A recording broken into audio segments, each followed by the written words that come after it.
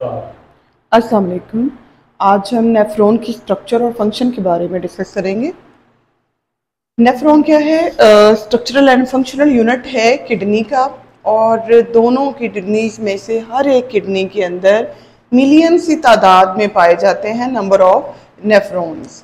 Nephron की types लेंगे हम। दो तरह के नेफ्रॉन पाए जाते हैं, जो किडनी की आउटर साइड पे या किडनी के कॉर्टेक्स में पाए जाते हैं। ये पूरा का पूरा नेफ्रॉन कॉर्टेक्स के अंदर होता है, इसको बोलते हैं cortical nephron. Cortical nephron specialised होते हैं, स्पेशली कंसर्न्ड होते हैं for the formation of diluted urine. Diluted urine के अंदर सॉल्ट की कंसंट्रेशन कम होती है, वाटर की कंसंट्रेशन ज़्यादा होती है। तो कॉर्टिकल नेफ्रॉन कॉर्टेक्स पे पाए जाते हैं, आउटर रीजन ऑफ किडनी में होते हैं, और इनको कॉर्टिकल नेफ्रॉन कहा जाता है, यानी कॉर्टेक्स से निस्बत से इनको कॉर्टिकल नेफ्रॉन कहते हैं। सेकेंड टाइप हमारे पास नेफ्रॉन की होती है जक्स्टामेडुलरी नेफ्रॉन। जक्स्टामेडुलरी नेफ्रॉन जो है ये border of cortex and medulla, medulla यानी जो इनर पोर्शन है उसके और जो आउटर पोर्शन कॉर्टेक्स है, इन दोनों के जंक्शन पे जो पाए जाने वाले नेफ्रॉन हैं इन्हें जक्स्टामेडुलरी नेफ्रॉन कहा जाता है। जक्स्टामेडुलरी नेफ्रॉन जो है इनका शुरू का जो पोर्शन होता है, यानी इनका बोमेंस कैप्सूल जो है ये पाया जाता है कॉर्टेक्स में, जबकि इनका लूप ऑफ हेनले वो डीप डाउन जो है असेंड हुआ होता है। कहाँ पे? ये मेडुला जो वाला पोर्शन है इसके अंदर। तो जक्स्टामेडुलरी नेफ्रॉन का एक हिस्सा कॉर्टेक्स में है और बाकी सारा हिस्सा इसका कहाँ पे होगा? मेडुला के अंदर होगा। ये स्पेशलाइज होते हैं juxtamedullary nephron for the production of concentrated urine. Concentrated urine कौन सा वाला होगा? जिसमें सॉल्ट की कंसंट्रेशन, वेस्ट की कंसंट्रेशन ज़्यादा होगी, वाटर की कंसंट्रेशन कम होती है। अक्सर हमने पानी कम पिया हो या फास्टिंग से हो, रोज़ा रखा हो, तो इसके बाद जो यूरिन प्रोड्यूस होता है बहुत स्मॉल क्वांटिटी में होता है, डार्क कलर में होता है, that is termed as concentrated urine. Water की कंसंट्रेशन कम होगी और नाइट्रोजनस वेस्ट इसके अंदर ज़्यादा होंगे। अब जक्स्टामेडुलरी नेफ्रॉन की एक तो स्पेशलिटी ये होगी, ये बॉर्डर ऑफ कॉर्टेक्स और मेडुला के ऊपर जो है प्रेजेंट है, प्रोडक्शन करते हैं ये कंसंट्रेटेड यूरिन की, और इनका जो बोमेंस कैप्सूल है वो कॉर्टेक्स में है, जबकि लूप ऑफ हेनले और बाकी पोर्शन कहाँ पे होंगे? ये डीप डाउन जो है असेंड होते हैं। इनके अंदर एक एडिशनल लूप है कैपिलरीज का around the vasa recta, sorry around the loop of Henle, जिसको बोलते हैं वाइजर रेक्टा। यानी वाइजर रेक्टा क्या है? एक एडिशनल नेटवर्क है कैपिलरीज का जो फर्दर एब्जॉर्प्शन जो है वो करता है, फर्दर रीएब्जॉर्प्शन कर लेता है वाटर की। तो फर्दर रीएब्जॉर्प्शन ऑफ वाटर करने वाला ये जो एडिशनल नेटवर्क है, इसी की वजह से मोर रीएब्जॉर्प्शन होती है और कंसंट्रेटेड यूरिन जो है वो प्रोड्यूस होता है। तो किडनी के अंदर आउटर पोर्शन में कॉर्टिकल नेफ्रॉन है और आउटर और इनर पोर्शन के जो जंक्शन है उसमें मौजूद जो नेफ्रॉन है जक्स्टामेडुलरी नेफ्रॉन कहलाते हैं। स्ट्रक्चर ऑन नेफ्रॉन लेंगे हम। नेफ्रॉन के स्ट्रक्चर के अंदर डिफरेंट कंपोनेंट्स हैं, वन बाय वन इनको हम जो है देखते हैं। सबसे पहले इसमें एक कप शेप स्ट्रक्चर होती है। ये कप लाइक जो स्ट्रक्चर होगी इसको बोमेंस कैप्सूल कहा जाता है। तो cup like swelling is बोमेंस capsule. इस बोमेंस कैप्सूल के अंदर एक बॉल है कैपिलरीज की। तो ball of capillaries with in बोमेंस capsule, ये रेड कलर में जो शो हो रही है, बोमेंस कैप्सूल के अंदर जो है ये ग्लोमेरुलस है। ग्लोमेरुलस क्या है? बॉल ऑफ कैपिलरीज है। और ये बॉल ऑफ कैपिलरीज किस तरह से बनती है? इसमें एक जो है आर्ट्रियोल आ रहा है, रीनल आर्टरी से निकलने वाला ये आर्ट्रियोल है, इसको बोलते हैं एफरेंट आर्ट्रियोल। एफरेंट आर्ट्रियोल वो आर्ट्रियोल है जो सप्लाई देता है नेफ्रॉन को ब्लड की, और ये एंटर होता है नेफ्रॉन के अंदर और ये फर्दर डिवाइड होकर ये बॉल ऑफ ग्लोमेरुलस जो है इसकी फॉर्मेशन करता है। यही ग्लोमेरुलस जो है, इसी से निकलने वाला, बाहर की तरफ निकलने वाला जो आर्टरियोल है, इसको बोलते हैं इफरेंट आर्टरियोल। एफरेंट आर्टरियोल जो है, ए से एफरेंट जो आर्टरियोल है, ये एंटर हो रहा है, सप्लाई दे रहा है ब्लड की, जबकि जो इफरेंट आर्टरियोल है, ये नेफ्रॉन को लीव जो है ना वो कर रहा है, या कह लें कि जो ग्लोमेरुलस है, इसको, इसमें से निकलने वाला जो है आर्टरियोल, ये इफरेंट आर्टरियोल है। यही इफरेंट आर्टरियोल फर्दर जाके डिवाइड होता है, सब डिवाइड होता है, और ये सराउंड कर लेता है किसको, प्रॉक्सिमल कॉन्वोल्यूटेड ट्यूब्यूल और डिस्टल कॉन्वोल्यूटेड जो है वो ट्यूब्यूल को। तो ये जो पूरा एक नेटवर्क इसमें कैपिलरीज का चल रहा है, ये जो ब्लैक कलर में शो किया गया है, दैट इज पेरीट्यूब्यूलर कैपिलरीज। पेरीट्यूब्यूलर क्यों कह रहे हैं, क्योंकि ये ट्यूब्यूल्स यानी प्रॉक्सिमल कॉन्वोल्यूटेड ट्यूब्यूल और डिस्टल कॉन्वोल्यूटेड ट्यूब्यूल के इर्द गिर्द ये फैला हुआ है, इसलिए इसको बोलते हैं पेरीट्यूब्यूलर कैपिलरीज। तो नेक्स्ट हमारे पास इसमें जो है ना वो पार्ट आ जाता है कि जो ये कप है, बोमेंस कैप्सूल है, इससे कंटिन्यूटी होती है। ये ग्रीन कलर में ये ट्यूब जो है, थोड़ी सी मोटी ट्यूब जो है ना वो जा रही है। ये वाला पार्ट जो थोड़ा सा मुड़ा हुआ है, इसको बोलते हैं प्रॉक्सिमल कॉन्वोल्यूटेड ट्यूब्यूल, यानी कप के करीब वाली जो मुड़ी हुई ट्यूब्यूल है, मुड़ी हुई जो है वो नाली है, ये करीब वाली नाली को प्रॉक्सिमल कॉन्वोल्यूटेड ट्यूब्यूल कहेंगे, और जो थोड़ी इससे दूर है उसको बोलेंगे डिस्टल कॉन्वोल्यूटेड ट्यूब्यूल। तो ये दोनों ट्यूब्यूल जो हैं, ये एक करीब है, प्रॉक्सिमल करीब है, और डिस्टल जो है इससे थोड़ी सी क्या होगी, अवे होगी, थोड़ी सी दूर होगी। तो ये आगे हमारे पास प्रॉक्सिमल कॉन्वोल्यूटेड ट्यूब्यूल और distal convoluted tubule. Proximal convoluted tubule के बाद जो है ये थोड़ी सी एक यू शेप जो है वो स्ट्रक्चर बनती है, जो इससे प्रॉक्सिमल कॉन्वोल्यूटेड ट्यूब्यूल की निस्बत क्या हो जाती है, नैरो हो जाती है। तो इसको बोलते हैं, इस पार्ट को बोलते हैं लूप ऑफ हेनले। ये साइंटिस्ट के नाम पे जो है ना, हेनले के नाम पे इसको रखा गया है, loop of Henley. Loop of Henley की दो लिम्स होती हैं, ये दो आर्म्स होते हैं।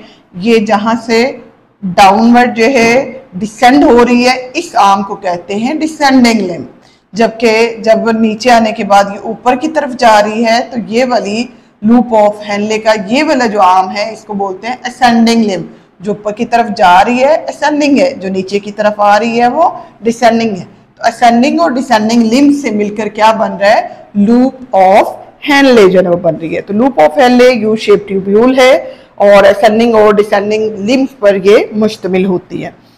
लूप ऑफ हेनले के इर्द गिर्द अगर तो ये जक्स्टामेडुलरी नेफ्रॉन होंगे, तो इनके गिर्द एक एडिशनल नेटवर्क होगा कैपिलरीज का, जिसको वाइजा रेक्टा जो है ना वो कहा जाता है। वाइजा रेक्टा एडिशनल नेटवर्क है कैपिलरीज का, जो फर्दर रीअब्जॉर्प्शन जो है ना वो करता है मटेरियल्स की, और स्पेशली वाटर की जो है, जो रीअब्जॉर्प्शन है, ये इसको मैक्सिमाइज करने के लिए होता है। जक्स्टामेडुलरी नेफ्रॉन चूंकि जो है मैक्सिमम रीअब्जॉर्प्शन कर लेते हैं और मिनिमम वाटर को जो है एक्सक्रीट करते हैं, तो ये जो फर्दर एक्सक्रीशन के लिए वाइजा रेक्टा है। याद रहे, वाइजा रेक्टा सिर्फ जक्स्टामेडुलरी नेफ्रॉन के अंदर है, ये कॉर्टिकल नेफ्रॉन के अंदर क्या होंगे, एब्सेंट होंगे। तो ये होगी हमारे पास एडिशनल नेटवर्क ऑफ कैपिलरीज जो सिर्फ जक्स्टामेडुलरी नेफ्रॉन के अंदर हैं, और ये कॉर्टिकल नेफ्रॉन में क्या है, एब्सेंट है। डिस्टल कॉन्वोल्यूटेड ट्यूब्यूल आ जाती है, एक्सटेंसिवली ये कॉन्वोल्यूटेड है, और इसका मेन काम जो है ना वो क्या है, सेक्रीशन देना। आयन से सेक्रीशन जो है ना वो कर सकती है, कुछ एसिड्स, ड्रग्स और टॉक्सिन्स वगैरह की जो है सेक्रीशन, मेन सेक्रीशन इसने करनी होती है हाइड्रोजन आयन की, जिससे जो यूरिन की पीएच है उसको बैलेंस किया जाता है। अच्छा, डिस्टल कॉन्वोल्यूटेड ट्यूब्यूल जो है ये ओपन अप होती है जाके कहाँ, कलेक्टिंग ट्यूब्यूल में। याद रहे, नेफ्रॉन का जो एंड वाला पोर्शन है that is collecting tubule. Collecting tubule क्या कहते हैं, डिस्टल ट्यूब्यूल ओपन होती है कलेक्टिंग ट्यूब्यूल के अंदर, और ये सारा अपना जो मटेरियल है, जो बेसिकली अब यूरिन है, उसको ये ड्रेन कर देती है कहाँ पे, कलेक्टिंग ट्यूब्यूल के अंदर। अब बहुत सारी कलेक्टिंग ट्यूब्यूल जो है ये खुल रही हैं, यहाँ जैसे ये शो किया हुआ है, तो बहुत सारी कलेक्टिंग ट्यूब्यूल जो है वो एक कॉमन नाली के अंदर खुलते हैं। इस नाली को कलेक्टिंग डक्ट कहा जाता है, और ऐसी कलेक्टिंग डक्ट बहुत सारी जाके खुलेंगी कहाँ पे, किडनी के पेल्विस यानी वो जो नैरो पोर्शन है जो यूरेटर की तरफ जाएगा उसमें ये इन्होंने खुलना है। तो ये हमारे पास जो है ना वो बेसिक स्ट्रक्चर जो है ना वो आ गया नेफ्रॉन का। बोमेन्स कैप्सूल कप शेप हमने स्ट्रक्चर ली, ग्लोमेरुलस बॉल ऑफ कैपिलरीज है, रेड कलर में ये शो हो रहा है। जो आर्ट्रियोल एंटर हो रहा है दैट इज एफरेंट, जो उसमें से निकल रहा है ग्लोमेरुलस में से वो इफरेंट आर्ट्रियोल है। और जो एक नेटवर्क कैपिलरीज का प्रोक्सिमल और डिस्टल कॉन्वोल्यूटेड ट्यूब्यूल के इर्द गिर्द है दैट इज पेरिट्यूबुलर कैपिलरीज। और जो दो हमारे पास जो है ये कॉन्वोल्यूटेड ट्यूब्यूल है, एक का नाम है प्रोक्सिमल जो करीब है बोमेन्स कैप्सूल के, और एक इससे दूर है जिसको डिस्टल कॉन्वोल्यूटेड ट्यूब्यूल कहा जाता है। यू शेप जो इसके अंदर डक्ट आ रही है, नाली आ रही है, उसको लूप ऑफ हेनले कहते हैं। दो इसके आर्म्स हमने ले लिए, एक जो नीचे की तरफ जो है जा रहा है दैट इज डिसेंडिंग लिम्ब, और एक जो ऊपर की तरफ जा रहा है दैट इज असेंडिंग लिम्ब। और वासा रेक्टा एक एडिशनल नेटवर्क है कैपिलरीज का, सिर्फ जस्टामेडली नेफ्रॉन के अंदर प्रेजेंट है, और रीअब्जॉर्प्शन को मैक्सिमाइज करके ये प्रोडक्शन जो है वो करता है कंसंट्रेटेड यूरिन की। डिस्टल कॉन्वोल्यूटेड ट्यूब्यूल का मेन काम क्या है, सेक्रीशन जो है ना वो करना। कलेक्टिंग ट्यूब्यूल सारा जो यूरिन है उसको कलेक्ट करके ड्रेन कर देती है कलेक्टिंग डक्ट के अंदर, और कलेक्टिंग डक्ट जो है ये सारा यूरिन आगे पास जो है वो कर देती है किसको, पेल्विस को।